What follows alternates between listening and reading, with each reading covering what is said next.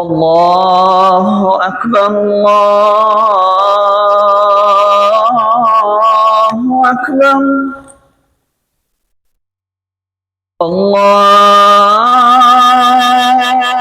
الله أكبر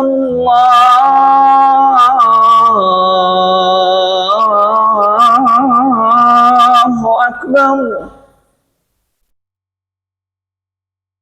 أشهد أن لا إله إلا الله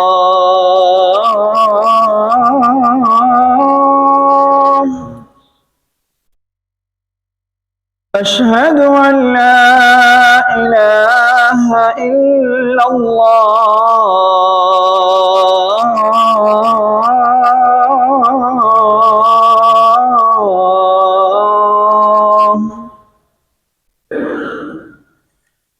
أشهد أن محمدًا رسول الله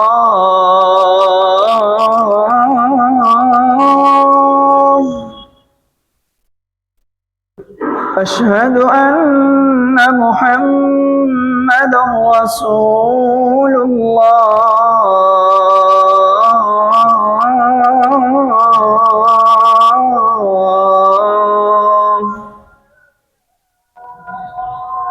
حي على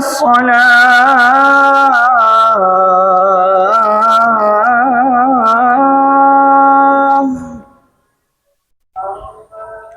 حي على الصلاة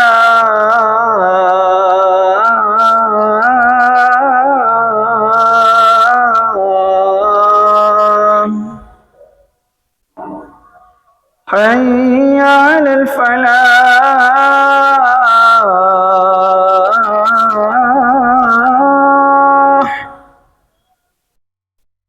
حي على الفلاح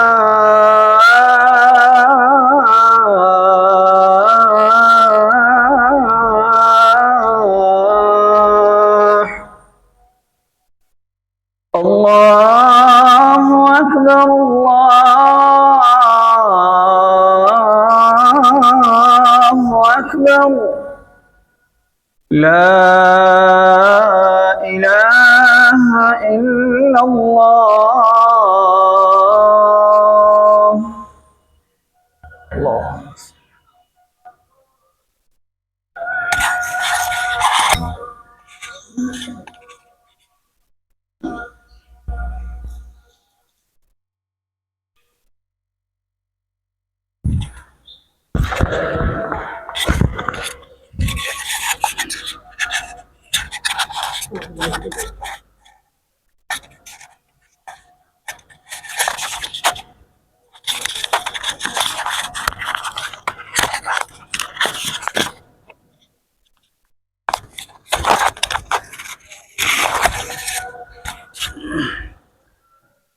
إن الحمد لله نحمده ونستعينه ونستغفره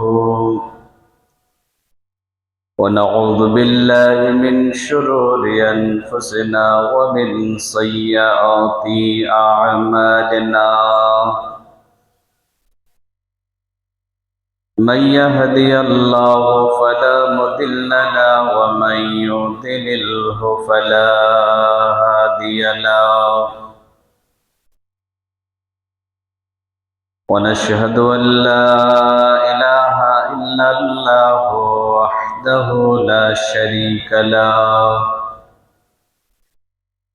ونشهد أن محمدًا عبده ورسوله أما بعد فإن خير الحديث كتاب الله وأحسن الهدي هدي محمد صلى الله عليه وسلم وشر الأمور أواتمها وكل محدثة بدعة وكل بدعة ضلالة وكل ضلالة في النار. أعوذ بالله من الشيطان الرجيم. بسم الله الرحمن الرحيم. وجاءت سكرة الموت بالحق وقال النبي لمن صلى الله عليه وسلم عن براء بن عازب رضي الله تعالى عنه قال قال رسول الله صلى الله عليه وسلم إن العبد المؤمن إذا كان في انقطاع من الدنيا وإقبال من الآخرة نزل إليه ملائكة من السماء بيج الوجوه كأن وجوههم الشمس معهم كفان من أكفن الجنة وحنات من حنوت الجنة إلى الآخر الحديث. رب اشرح لي صدري ويسر لي أمري واحلل عقدة من لساني يفقه قولي. ربي زدني علما اللهم ربي زدني علما. উপস্থিত মুআজ্জাজ মুহতারাম হযরত মুরব্বিয়ানে কেরাম অধিকারের মুসল্লিয়ান আযম, আল্লাহ সুবহানাহু ওয়া তাআলার মহান দরবারে শত কোটি শুকরিয়া সুজুদ জ্ঞাপন করছি, যিনি আমাদিগকে প্রত্যেক জুমার ন্যায় আজকেও সালাতুল জুমা আদা করার তৌফিক এনায়েত করেছেন। সেই মহান রবের বারগাহে শুকরিয়া সুজুদ জ্ঞাপনার্থে সাজদাবনিতভাবে শ্রদ্ধা জড়িত কণ্ঠে সকলে মিলে বলুন আলহামদুলিল্লাহ। দরুদ এবং সালাম অজস্র ধারায় বর্ষিত হোক জনাবে মুহাম্মদ রাসূলুল্লাহ সাল্লাল্লাহু আলাইহি ওয়াসাল্লামের উপর। আল্লাহুম্মা সাল্লি আলাইহি আল্লাহুম্মা বারিক আলাইহি আল্লাহুম্মা আমিন। সম্মানিত মুসল্লিবৃন্দ, আজকে জুমার খুতবার সংক্ষিপ্ত আলোচনার বিষয় মওত মানে মৃত্যু। উল্লেখিত বিষয়ের উপরে কোরআন এবং সুন্নাহর আলোকে সংক্ষিপ্ত সময়ের মধ্যে মওত সম্বন্ধে গুরুত্বপূর্ণ আলোচনা রাখার চেষ্টা করব। আমা তৌফিকি ইল্লা বিল্লাহ আলাইহি তাওয়াক্কালতু ওয়া ইলাইহি উনীব। মুসল্লি ভাইদের কাছে এবং বোনদের কাছে বিনীত অনুরোধ থাকবে যে আপনারা আলোচনার দিকে মন দিয়ে শুনবেন, মানার নিয়াতে শুনবেন, বুঝার নিয়াতে শুনবেন। সম্মানিত মুসল্লিবৃন্দ, মওত কাকে বলে? জীববিজ্ঞানীর ভাষায় জীবন আছে এমন যৌগ পদার্থের অন্তিম সীমাকে বলা হয় মওত। আমি আমার ভাষায় আপনাকে বোঝাচ্ছি, এই সুন্দর সাজানো গোছানো পৃথিবীতে আপনার একটা পরিচয় আছে, আপনার একটা ফ্যামিলি আছে, নাম আছে, কিছু টাকা পয়সার মালিক, কিছু ধন দৌলতের মালিক আপনি। হঠাৎ করে এমন একটা দিন আসবে, এই সব কিছু পড়ে থাকবে আর চির বিদায় নিয়ে সব কিছুকে ফেলে চলে যেতে হবে। এর নাম হচ্ছে মওত।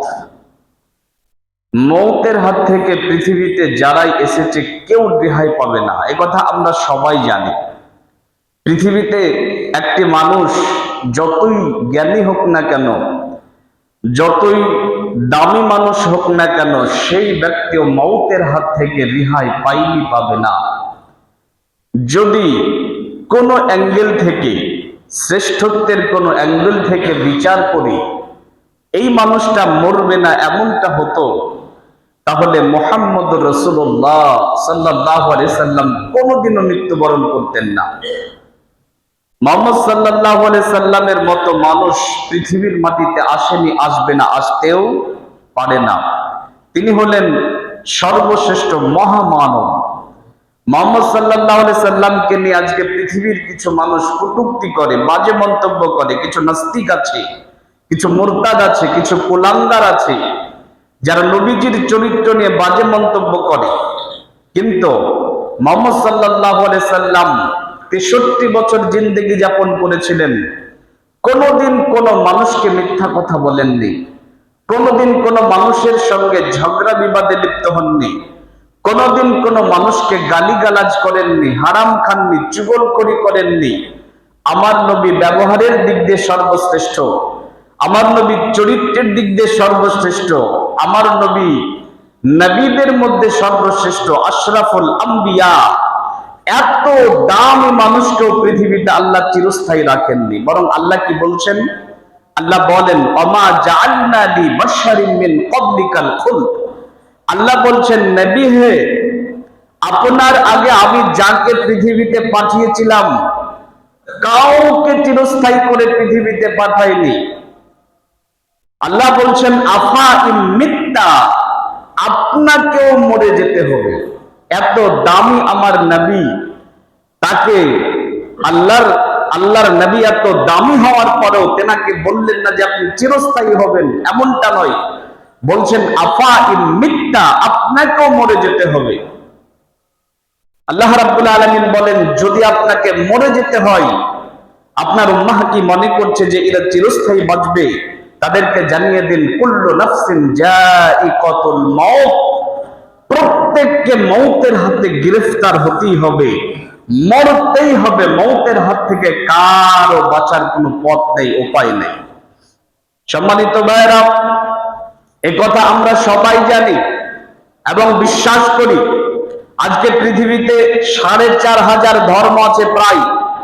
এই ৪৫০০ ধর্মের মানুষের মধ্যে অনেক বিষয়ে ইখতিলাফ আছে, মতবিরোধ আছে, কিন্তু মরতে হবে এ বিষয়ে কারো কোনো দ্বিমত নাই।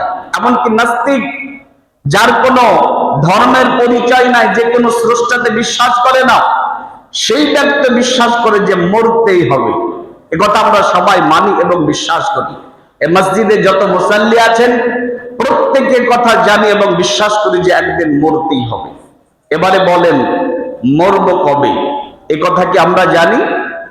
মরব কবে আমরা এ কথা কেউ জানি না, কেউ বলতে পারবো না।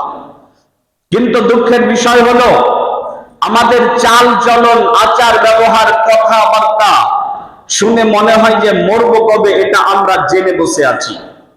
নইলে মুরব্বীর বয়স 50 বছর, এখনো পর্যন্ত 5 ওয়াক্তের নামাজে আসে না। মুরব্বীকে আপনি বলেন যে চলেন একটু নামাজে যাবেন, সে আপনাকে বলবে, যাও, তোমাকে কথা দিলাম আগামী শুক্রবার থেকে যাব। এখানে অনেক মানুষ আছেন যারা মুখের দাড়িটাকে প্রত্যেক দিন কাটেন। যদি বলা হয় যে ভাইজান দাড়িটাকে রেখে দেন, তখন বলবে একটু সমস্যার মধ্যে আছি, এই কিছুটা সময় যাক, তারপরে ঠিক দাড়িটাকে রেখে দেব। এখানে অনেক যুবক ছেলে পিলে আছে যাদের দিন যাপন, রাত যাপন দেখে মুসলমান মনে হয় না। চারিদিককার চুলগুলাকে কাটে, মধ্যখানে জুতা পরিষ্কার করা বেরাস রাখে, ছিঁড়া প্যান্ট পরে, রাত 2টার সময় ক্যারাম বোর্ডের আড্ডায়, ফ্রি ফায়ার, পাবজি, এ সমস্ত হারাম খেলার সঙ্গে তারা জড়িয়ে গেছে। তাদেরকে দেখে মনে হয় যে বেদিনের সন্তান। এদেরকে বলেন যে ভাই তো পরিবর্তন হয়ে যা, তখন সে আপনাকে বলবে এখন যৌবনকাল, যখন আমার সময় হয়ে যাবে তখন আমি পরিবর্তন হব, এই সময় আমার পরিবর্তন হওয়ার সময় না। কিন্তু আমার প্রশ্নটা হলো, আপনি যে বললেন আগামী জুমা থেকে মসজিদে যাব, যে সমস্ত ভাইদের চিন্তা ভাবনা যে আর কিছুটা সময় যাক, কিছুটা দিন যাক, তারপরে মুখের দাড়িটাকে ছেড়ে দেব, তওবা করে নেব, যারা হারামের সঙ্গে যুক্ত তারা মনে করেন যে আরো কিছু বয়স হোক তারপরে পরিবর্তন হব। তো ভাইজান, মরবেন কবে এই কথা আপনি জানলেন কি করে? বাঁচবেন কতদিন পৃথিবীতে এটা আপনি জানলেন কি করে? আমরা কেউ বলতে পারবো না যে আমরা কবে মরবো, কতদিন পৃথিবীতে আমরা বেঁচে আছি। আল্লাহ রাব্বুল আলামিন বলেন, দুটো পাঁচটা বিষয় মানুষের ইলমের মধ্যে নাই। তার মধ্যে একটি হচ্ছে মানুষ আগামীকালকে কোথায় কি খাবে, আর একটি হচ্ছে মানুষের কোন বয়সে মওত হবে।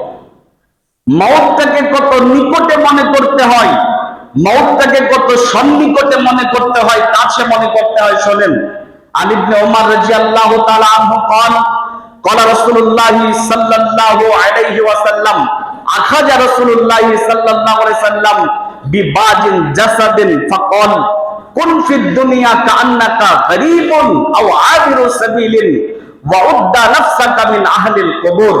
ইবনে ওমর রাদিয়াল্লাহু তাআলা আনহু বলেন, রাসূল সাল্লাল্লাহু আলাইহি সাল্লাম কোন একদিন আমার নিকটে এলেন, আসার পরে আমার শরীরের কোন একটা জায়গাতে হাত রাখলেন, রাখার পরে বলছেন, ইবনে ওমর, কুন ফিদ দুনিয়া কাআন্নাকা গরীবুন আও আবিরু সাবিলিন, তুমি যতদিন পর্যন্ত দুনিয়াতে বাঁচবে মুসাফির খানা মনে করিও দুনিয়াটাকে।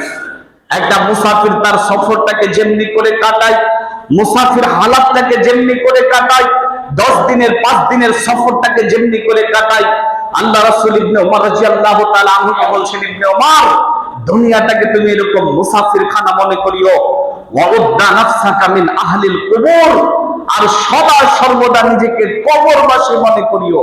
আল্লাহর নবী যখন ইবনে ওমর রাদিয়াল্লাহু তাআলা আনহুকে ডেকে এই কথা বললেন, ইবনে ওমর রাদিয়াল্লাহু তাআলা আনহু তার ছেলেকে ডাকলেন, ডাকার পরে বলছেন, বেটা, ইজা আমসাইতা ফালা তানতাজিরিস সাবাহা ওয়া ইজা আসবাহাত ফালা তানতাজিরিল মাসাহা। ইবনে ওমর তার ছেলেকে ডেকে বলছেন, বেটা শোনো, তুমি যদি সকাল পাও তাহলে সন্ধ্যার আশা করিও না, আর যদি সন্ধ্যা পেয়ে যাও তাহলে সকালের আশা করিও না। মওতকে এত নিকটে মনে করতে হবে, মওতকে এত সন্নিকটে মনে করতে হবে, এত কাছে মনে করতে হবে। আর আজকে আমরা মওতের কথা ভুলে গেছি প্রায়। আজকে পৃথিবীতে দাওয়াতের কাজ অনেক। আজ থেকে 10 বছর আগে যত ওয়াজ নসিহত হতো এখন অনেক বেড়েছে। আজ থেকে 10 বছর আগে যত মসজিদ ছিল, মাদ্রাসা ছিল, অনেক বেড়েছে। আজ থেকে 10 বছর আগে দাওয়াতের গতি যত ছিল অনেক বেড়েছে। কিন্তু আপনি হিসাব করে দেখেন, অপরদিকে মানুষ পাপের দিকে বেশি ঝুঁকেছে, মানুষ বেশি পাপী হয়েছে। আজ থেকে 10 বছর আগে বাজারে যত লটারির কাউন্টার ছিল এখন বেড়েছে, যত জুয়ার প্রচলন ছিল বেড়েছে, যত সুদের প্রচলন ছিল বেড়েছে, মানুষ বেনামাজি বেশি হয়েছে, নারী বেপরদা বেশি হয়েছে, পাপের 6 লাভ হয়ে গেছে পৃথিবী। কেন মানুষ কেন পাপী হলো? দাওয়াতের গতি বাড়লো, জালসা জুলুস বাড়লো, মাদ্রাসা মসজিদ বাড়লো, অপরদিকে মানুষ পাপী হলো কেন? তার একটি কারণ হচ্ছে মানুষের হৃদয়ে 3টা অক্ষর দিয়ে লেখা একটা শব্দ, যার নাম মওত। মানুষের হৃদয়ে মওতের চিন্তা নেই, বিধায় মানুষ পরিবর্তন হয় না, বেশি পাপী হয়ে গেছে। যদি আপনার হৃদয়ে একটু পরিমাণ মওতের চিন্তাকে জাগ্রত করেন, যদি আপনি সদা সর্বদা মৃত্যুর চিন্তা আপনার হৃদয়ে রাখেন, আপনার দ্বারা কখনো কোনো পাপ হতে পারবে না। রাসূল সাল্লাল্লাহু আলাইহি সাল্লামের যুগে একজন ব্যক্তি যার নাম রাবি বিন খাইসাম, মনে রাখবেন, রাবি বিন খাইসাম কি করতেন? রাবি বিন খাইসাম তিনার বাড়িতে কবর খুঁড়ে রেখেছিলেন। যখন ঘুমানোর প্রয়োজন হতো তখন তিনি ওই কবরের মধ্যে ঘুমাইতেন। জিজ্ঞাসা করা হলো যে আপনি এমনটা কেন করেন? তখন তিনি বলছেন, আমার হৃদয়ে যেন সব সময় মওতের চিন্তা থাকে, আমি যেন মওতের চিন্তা থেকে গাফিল না হয়ে যাই, মওত এই চিন্তা থেকে যেন আমি দূরে সরে না যাই, এই কারণে আমি এই কাজটা করেছি। আজকে যদি আমাদের মধ্যে মওতের চিন্তা একটু পরিমাণ জাগ্রত করতে পারি, তাহলে আমাদের দ্বারা কোনো পাপ কাজ করা সম্ভব হবে না। যার জন্য মৃত্যু, এটাকে আপনাকে সব সময় স্মরণে রাখতে হবে। সম্মানিত ভাইরা, আল্লাহ রাব্বুল আলামিন কোরআনে আয়াত অবতীর্ণ করলেন, ওয়াজাআত সাকরাতুল মাউত বিল হক। বিশ্বনবীর উপরে যখন কোরআনে আয়াত অবতীর্ণ হতো, তখন রাসূল সাল্লাল্লাহু আলাইহি সাল্লাম সাহাবায়ে কেরামদেরকে ডাকতেন। সাহাবায়ে কেরামরা এসে আল্লাহর নবীর সামনে বসে যেতেন। আল্লাহর নবী ওই আয়াতের বিস্তারিত করে সাহাবায়ে কেরামদেরকে শুনিয়ে দিতেন। যেই দিন এই আয়াতটা অবতীর্ণ হলো, ওয়াজাআত সাকরাতুল মাউত বিল হক, মৌতের যন্ত্রণা সত্য, মৃত্যুর যন্ত্রণা কঠিন যন্ত্রণা, মৃত্যুর যন্ত্রণা খতরনাক যন্ত্রণা। আল্লাহর নবী সাহাবায়ে কেরামদেরকে ডাকলেন। ডাকার পরে ওই আয়াতটাকে শোনালেন। সাহাবায়ে কেরামেরা ওই আয়াতটা শুনে সব ভয়ে ভয়ে সবাই কাঁপতে আরম্ভ করলেন যে মৃত্যুর যন্ত্রণা এটা আবার কত কঠিন যন্ত্রণা হতে পারে। উপস্থিত যত সাহাবা ছিলেন তার মধ্যে একজন সাহাবা, তার নাম হচ্ছে আমর ইবনুল আস। আমর ইবনুল আস রাদিয়াল্লাহু তাআলা আনহু এই আয়াতটা অবতীর্ণ হওয়ার পর থেকে তিনি মদিনার মাটিতে যেখানেই কোনো মানুষ মৃত্যুর শয্যায় পড়ে যেত তার কাছে তিনি ছুটে যেতেন। যাওয়ার পরে বলতেন, আল্লাহর গোলাম, আল্লাহ বলেছেন মৌতের সময় যন্ত্রণা হবে, এখন তুমি মৃত্যুর শয্যায় পড়ে আছো, তুমি একটু বলো তো, আমাদেরকে একটু বলে যাও যে মৃত্যুর যন্ত্রণা তোমাকে কেমন লাগছে, মৌতের যন্ত্রণাটা একটু ব্যাখ্যা করে একটু বলো যে মৃত্যুর যন্ত্রণা কেমন লাগছে। আমর ইবনুল আস এইরকম করে একাধিক মানুষের কাছে জিজ্ঞাসা করলেন, কিন্তু কেউ তেনাকে বললেন না যে মৃত্যুর যন্ত্রণা কত কষ্টদায়ক হতে পারে। আমর ইবনুল আস একদিন তিনি কান্নায় ভেঙে পড়লেন। তিনি বলছেন, আহারে, আমাকে কেন মানুষেরা মৃত্যুর যন্ত্রণা সম্বন্ধে অবগত করালো না। এইরকম করে দিন যায়, রাত যায়, মাস যায়, বছর যায়, এমনি করতে করতে করতে আমর ইবনুল আসের মৌতের সময় চলে এসেছে। আমর ইবনুল আস মৃত্যুর শয্যায় পড়ে আছেন। তার ছেলে তাকে জিজ্ঞাসা করছে, আব্বু, এতদিন পর্যন্ত আপনি মৃত্যুর যন্ত্রণা কেমন এটা জানার জন্য আপনি বড় চেষ্টা করেছেন, কিন্তু আপনাকে কেউ বলেনি, আজকে আপনি নিজেই মৃত্যুর সম্মুখীন হয়েছেন, আপনি একটু আমাদেরকে বলে যান মৌতের যন্ত্রণাটা কেমন লাগছে আপনাকে। আমর ইবনুল আস কোনো কথা বলতে পারে না। আবার তার ছেলে বলছে, একটু বলে যান কেমন লাগছে আপনাকে, আমাদেরকে একটু অবগত করিয়ে যান। আমর ইবনুল আস বলছে, বেটা, আজকে আমি বুঝতে পারলাম যে মৃত্যুর যন্ত্রণার কথা মানুষেরা কেন আমাকে বলেনি। প্রিয় ভাইয়েরা আমার, বোনেরা আমার, গভীর মনোযোগ দিয়ে শোনার চেষ্টা করেন। এই মৃত্যুর সম্মুখীন একদিন আপনাকেও হতে হবে, আমাকেও হতে হবে। মৃত্যুর যন্ত্রণা কত কষ্টদায়ক। আমর ইবনুল আস বলছে, বেটা শোনো, মৃত্যুর যন্ত্রণা কত কষ্টদায়ক এটা বলে বোঝাতে পারবো না, তবে তোমাকে চারখানা কথা বলে যাচ্ছি, তুমি বুঝে নিও মৌতের যন্ত্রণা কত কষ্টদায়ক হতে পারে। আমর ইবনুল আস বলছেন, বেটা শোনো, এক নাম্বার, যেন মনে হচ্ছে আমার মাথায় আসমানটা ভেঙে পড়েছে। দুই নাম্বার, যেন মনে হচ্ছে মদিনার বড় বড় পাহাড়গুলো আমার উপরে চাপানো। তিন নাম্বার, যেন মনে হচ্ছে আমার পেটে খাজুরের কাঁটা অনবরতে হানা হচ্ছে। চার নাম্বার, আমার শ্বাস প্রশ্বাস যেন ছিদ্র ছিদ্র দিয়ে বের হচ্ছে। বেটা বুঝে নিও মৃত্যুর যন্ত্রণা কেমন হতে পারে। আল্লাহ বলেন, ওয়াজাআত সাকরাতুল মাউত বিল হক, মৃত্যুর যন্ত্রণা সত্য, হক। এই যন্ত্রণার সম্মুখীন একদিন আপনাকে আমাকে হতেই হবে। সম্মানিত ভাইয়েরা, জুমার খুতবার সময় অতি স্বল্প, যার জন্য আমি আলোচনাটাকে শুধুমাত্র হক আদায়ের লক্ষ্যে একটু একটু করে টাচ দেওয়ার চেষ্টা করছি। এবারে আপনাকে আমি দুটা হাদিস শোনাবো।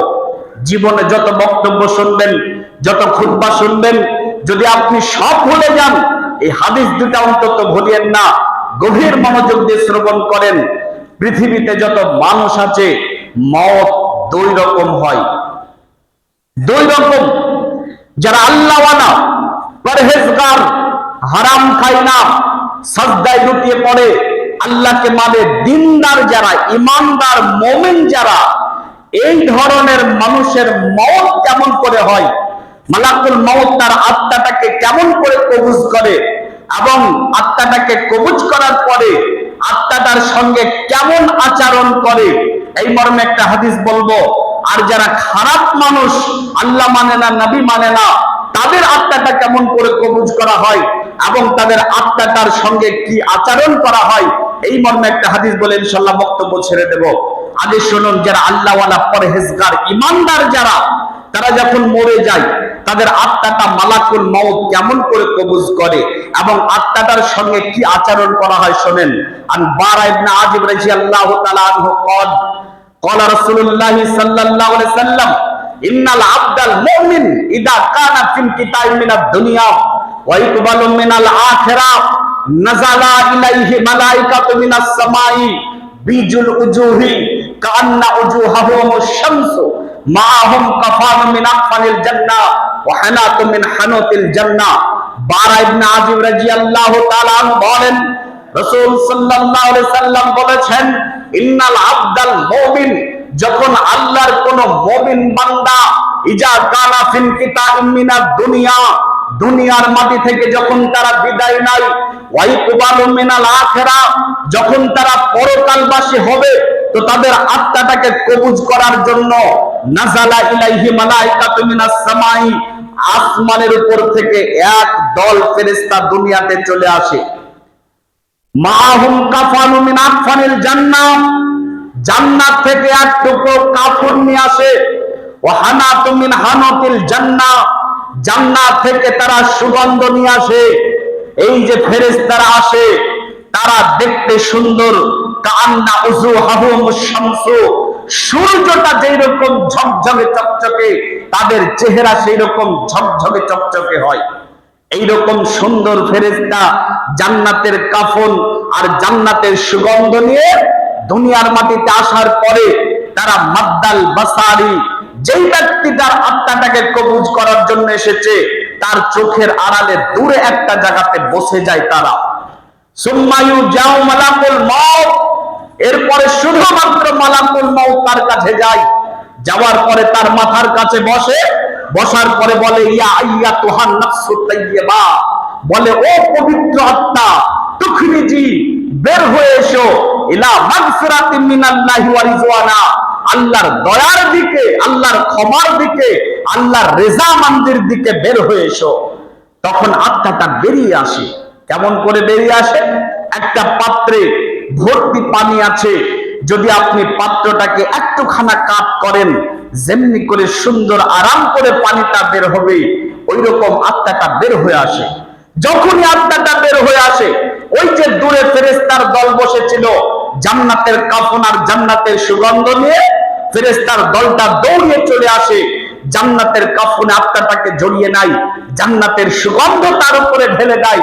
এরপরে তারা মাগফিরাতের দোয়া করতে করতে আসমান পথে চলে যায়। দুনিয়া থেকে যে আসমানটাকে দেখা যায়, এটাকে বলা হয় দুনিয়াবি আসমান। এর উপরে আরো 6টা আসমান রয়েছে, সব মিলে 7খানা আসমান।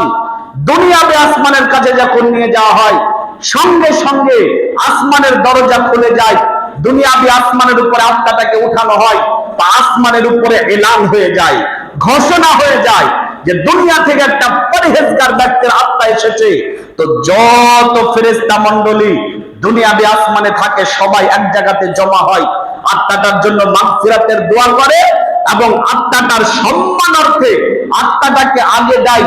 তারপরে ফেরেশতা মণ্ডলীরা পিছনে থাকে, মাগফিরাতের দোয়া করতে করতে দ্বিতীয় আসমান পর্যন্ত এগিয়ে যায়।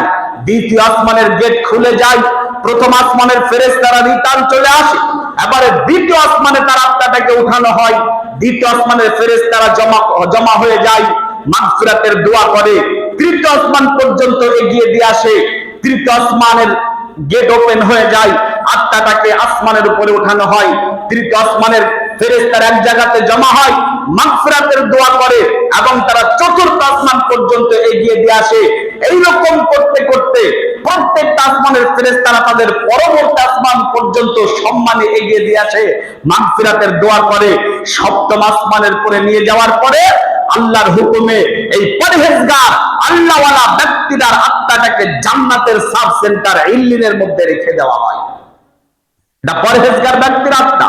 এবার আসুন খুব শর্ট টাইম ছোট্ট করে, যারা বদগার, যারা পাপী, যারা আল্লাহ মানে না, দিন মানে না, ইসলাম মানে না, যারা হারামের সঙ্গে যুক্ত, যারা পৃথিবীর মাটিতে বদ মানুষ হিসাবে পরিচিত, এই মানুষ যখন মরে যায় তখন কি হয় শোনেন।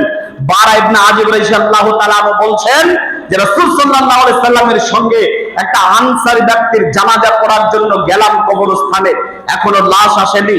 বিশ্বনবী কবরস্থানের একটা পাশে বসে আছেন, আমরা বিশ্বনবীর পাশে বসে গেলাম, এমন চুপ করে বসে আছি মনে হচ্ছে যেন আমাদের মাথায় পাখি বসে আছে, একটু নড়লে পাখি উড়ে চলে যাবে, এমন চুপ করে বসে আছে। কবরস্থানের আদাব চুপ করে বসে থাকা, হই হুল্লার করা নয়। বারা ইবনে আজিব রাদিয়াল্লাহু তাআলা বলেন রাসূল সাল্লাল্লাহু আলাইহি সাল্লামের হাতে টুকাটানা কাঠি, তিনি মাটিতে দাগ টানছেন বাচ্চা ছেলের মতো। এবারে তিনি হঠাৎ করে মাথাটাকে উঠানোর পরে বলছেন, হে আমার সাথী সঙ্গীরা, তোমরা কবর থেকে আল্লাহর কাছে পরিত্রাণ চাও। কবর বড় ভয়ঙ্কর জায়গা, কবর বড় খতরনাক জায়গা। এরপরে তিনি বলেন, ইন্নাল আবদাল কাফির, যখন আল্লাহর কোন কাফির কুফরি করা বান্দা ইদা কানা ফিল কিতাই মিনাদ দুনিয়া, দুনিয়ার মাটি থেকে বিদায় নাই, ইকবালুম মিনাল আখিরা, যখন তারা পরকালবাসী হয়, তো এই ব্যক্তিটার আত্মাটাকে কবুজ করার জন্য নাযালা ইলাইহি মালাইকাতু মিনাস সামাই সুদুল উজুহি, আসমানের উপর থেকে ভয়ঙ্কর এক দল ফেরেশতা বসে থাকে। মাদ্দাল বাসারি, তার চোখের আড়ালে দূরে বসে থাকে। জাহান্নাম থেকে এক টুকরো চট নিয়ে আসে, তারা তার চোখের আড়ালে একটা দূরে জায়গাতে বসে যায়। সুম্মা যাও মালাকুল মউত, এরপরে মালাকুল মউত তার কাছে যায়, যাওয়ার পরে বলে, ইয়া আইয়াতুহান নাফসুল খাবাইস, বলে খবিসাতটা তুখরিজি, বের হয়ে আয়, ইলা সাখাতিন মিনাল্লাহি ওয়া গাজাবি, আল্লাহর রাগটা কেমন দেখবি আয়, আল্লাহর গজবটা কেমন দেখবি আয়। তা আত্মাটা বেরোতে চায় না, আত্মাটাকে খিচে খিচে খিচে মালাকুল মউত বের করে। কেমন খিচে খিচে বের করে? একটা কাঠের মধ্যে যদি লোহার পেরেক থাকে, পেরেক গুলাকে বের করার জন্য যেমন হাতুড়ি দিয়ে পিটিয়ে পিটিয়ে বের করে, ঠিক সেই রকম করে খিচে খিচে বের করে। আত্মা থেকে দুর্গন্ধ ছড়াতে লাগে। ওই যে দূরে ফেরেশতার দল জাহান্নামের চট নিয়ে বসেছিল, তারা দৌড়ে আসে, জাহান্নামের চটে জৌড়াই, আসমান পথে যেতে আরম্ভ করে, দুনিয়াবি আসমানের গেটে পৌঁছে যায়, কিন্তু তার জন্য আসমানের গেট খোলা হয় না। আল্লাহর তরফ থেকে বলে দেওয়া হয়, এই পাপীর জন্য, বদকারের জন্য আসমানের গেট খোলা হবে না, এখান থেকে ছুঁড়ে মেরে দাও, আর দুনিয়ার সর্বনিম্ন স্থান জাহান্নামের সাব সেন্টার সিজ্জিনে তার আত্মাটাকে রেখে দাও। প্রিয় হাজিরিন, সম্মানিত ভাইয়েরা, মায়েরা, বোনেরা, মুসল্লিয়ানে কারামেরা, আপনার কাছে আমার এবারে জিজ্ঞাসা, বলেন তো ভাই, এই সময় যদি আপনার কাছে মালাকুল মউত চলে আসে, আপনি কি করেছেন না করেছেন পৃথিবী না জানুক, আপনি জানেন আপনার পাপের খবর। আপনি বলতে পারবেন না যে কবে আপনার মউত হবে। এই সময় যদি আপনার কাছে মালাকুল মউত চলে আসে, আপনাকে ইয়া আইয়াতুহান নাফসুত তাইয়্যিবা বলবে নাকি ইয়া আইয়াতুহান নাফসুল খাবাইস বলবে, একটু চিন্তা করে নেন। আপনার পাপের খবর আপনার মা জানলে আপনাকে বেটা বলতো না, আপনার পাপের খবর আপনার বাবা জানলে আপনাকে সন্তান বলতে ঘৃণা বোধ করতো, আপনার পাপের খবর আপনার স্ত্রী জানলে আপনার সঙ্গে সংসার করতো না, আপনার ছেলে মেয়েরা জানলে আপনাকে বাপ বলে ডাকতো না। কি করেছেন না করেছেন আপনি ভালো জানেন। যদি আপনার কাছে মালাকুল মউত চলে আসে, ইয়া আইয়াতুহান নাফসুত তাইয়্যিবা বলবে নাকি বলবে ইয়া আইয়াতুহান নাফসুল খাবাইস, খবিসাতটা বেরিয়ে আয়। আপনার আত্মাটাকে সম্মান দিয়ে জান্নাতের সাব সেন্টারে পৌঁছানো হবে নাকি আপনার আত্মাটাকে জাহান্নামের সাব সেন্টারে ছুড়ে মারা হবে? একটু নিজে বিবেচনা করে নেন। দুনিয়া এসেছেন, দুনিয়ার এক সেকেন্ড আপনি বেঁচে থাকবেন এটা আশা করিয়েন না। এই যে আমসাইতা ফালা তানতাজিরিস সাবাহা ওই যে আসবাহাত ফালা তানতাজিরিল মাসাহা, সকাল পেলে সন্ধ্যার আশা করতে নেই, সন্ধ্যা পেলে সকালের আশা করতে নেই। অতএব দুনিয়াতে ভোগ বিলাস করবেন, জিন্দগি যাপন করবেন এটা আশা করিয়েন না। জিন্দগি নাম রেখ দিয়া है किसने, जिंदगी नाम रख दिया है किसने, मौत का इंतजार है दुनिया।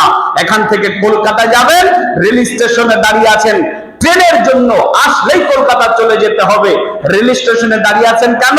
ট্রেনের জন্য। দুনিয়াতে আপনি আছেন কেন? মওতের অপেক্ষায়। দুনিয়া ভোগ বিলাসের জায়গা নয়। রব্বুল আলামিন তুমি আমাদের বোঝার মানার তৌফিক এনায়েত করো, আল্লাহুম্মা আমিন। রব্বুল আলামিন তুমি আমাদেরকে ভালো মৃত্যুবরণ করার তৌফিক এনায়েত করো, আল্লাহুম্মা আমিন। রব্বুল আলামিন, তুমি আমাদের মওতের সময় আমাদের মুখ দিয়ে শাহাদা বাক্য পাঠ করো, তৌফিক এনায়েত করো, আল্লাহুম্মা আমিন। রব্বুল আলামিন, যারা অসুস্থ আছে তুমি তাদেরকে শিফায়ে কামিলা আজেলা দান করো, আল্লাহুম্মা আমিন। রব্বুল আলামিন, যারা মৃত্যুবরণ করেছে, কবরে চলে গেছে, আল্লাহ তুমি তাদেরকে তাদের কবর আযাব মাফ করে দাও, আল্লাহ তুমি তাদেরকে ক্ষমা করে দাও। বিশেষ করে আমার ভাই ফজলুল হক ভাইয়ের সন্তান আব্দুল্লাহ আল ফাহিম, সে মৃত্যুবরণ করেছে, বাচ্চা ছেলে। আমরা সবাই তাকে অনেক অনেক মিস করি এবং তার জন্য দোয়া করি, আল্লাহ তুমি তাকে জান্নাতুল ফিরদাউসের মেহমান বানাও, আল্লাহুম্মা আমিন। রব্বুল আলামিন, তুমি তাদের বাপ বেটাকে হাসরের ময়দানে এক করে দাও, আল্লাহুম্মা আমিন। বিশ্বের মুসলমানদেরকে ঐক্য করে দাও, মুসলমানদের মধ্য থেকে মুসলমানদের ইমাম নির্বাচন করে দাও। বারাকাল্লাহু লানা ওয়া লাকুম ফিল কুরআন।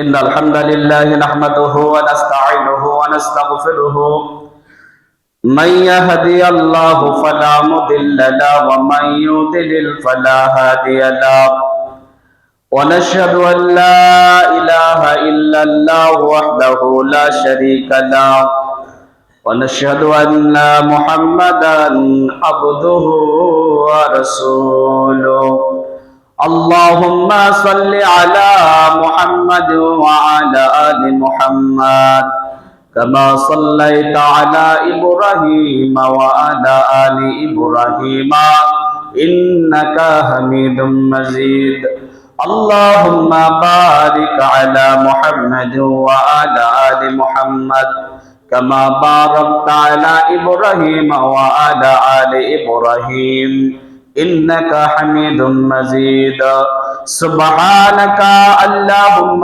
وبحمدك أشهد أن لا إله إلا أنت أستغفرك وأتوب إليك। السلام عليكم ورحمة الله।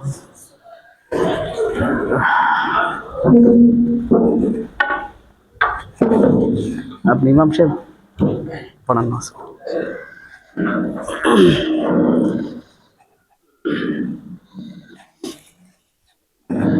الله أكبر الله أكبر، أشهد أن لا إله إلا الله، أشهد أن محمدا رسول الله، حي على الصلاة حي على الفلاح، قد قامت الصلاة قد قامت الصلاة، الله أكبر الله أكبر، لا إله إلا الله।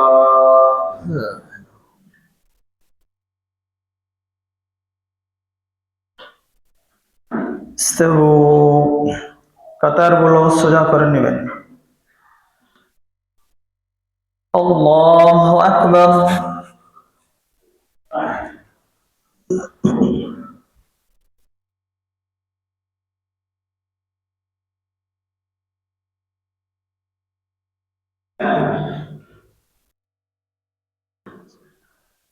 আলহামদুলিল্লাহি রাব্বিল আলামিন, الرحمن الرحيم، مالك يوم الدين، إياك نعبد وإياك نستعين، اهدنا الصراط المستقيم، صراط الذين أنعمت عليهم غير المغضوب عليهم ولا الضالين، آمين.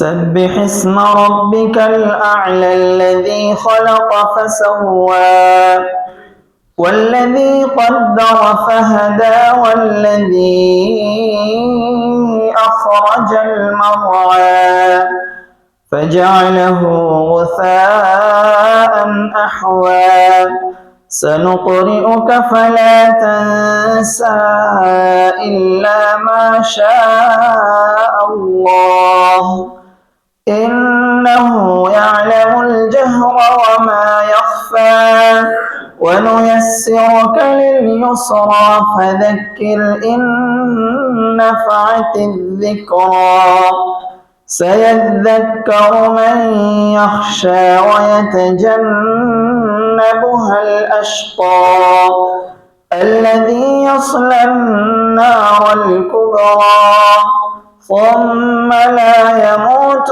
فيها ولا يحيا قد أفلح من تزكى وذكر اسم ربه فصلى بل تؤثرون الحياة الدنيا والآخرة خير وأبقى إن هذا لفي الصحف الأولى صحف إبراهيم وموسى. الله أكبر.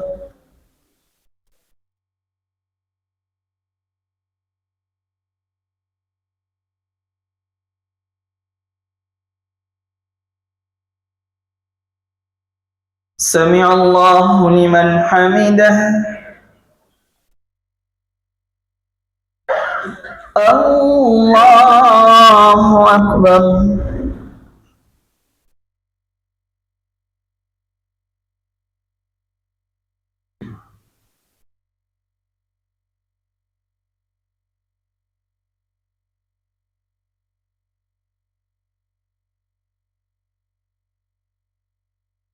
الله أكبر. الله أكبر.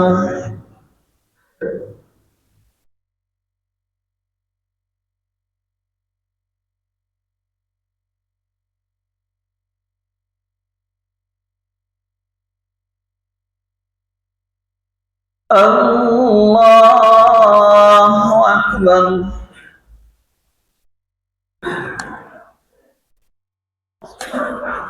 الحمد لله رب العالمين الرحمن الرحيم مالك يوم الدين إياك نعبد وإياك نستعين اهدنا الصراط المستقيم صراط الذين أنعمت عليهم غير المغضوب عليهم ولا الضالين آمين. هل أتاك حديث الغاشية وجوه يومئذ خاشعة عاملة ناصبة تصلى نارا حامية تسقى من عين آنية ليس لهم طعام إلا من ضريع لا يسمن ولا يغني من جوع وجوه يومئذ ناعمة لسعيها راضية في جنة عالية لا تسمع فيها لاغية فيها عين جارية فيها سرر مرفوعة وأكواب موضوعة وزرابي مبثوثة ونمارق مصفوفة وزرابي مبثوثة أفلا ينظرون إلى الإبل كيف خلقت وإلى السماء كيف رفعت وإلى الجبال كيف نصبت وإلى الأرض كيف سطحت فذكر إنما أنت مذكر لست عليهم بمسيطر إلا من تولى وكفر فيعذبه الله العذاب الأكبر إن إلينا إيابهم ثم إن علينا حسابهم. الله أكبر.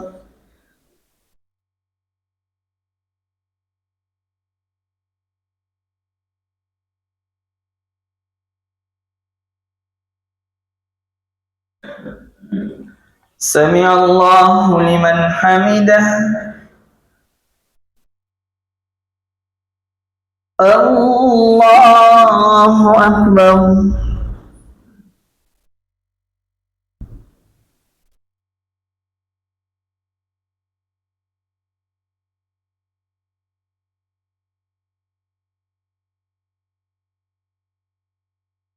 الله أكبر.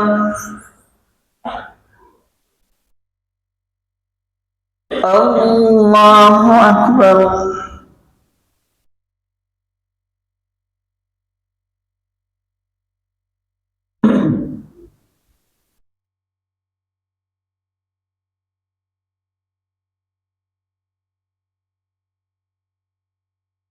الله أكبر.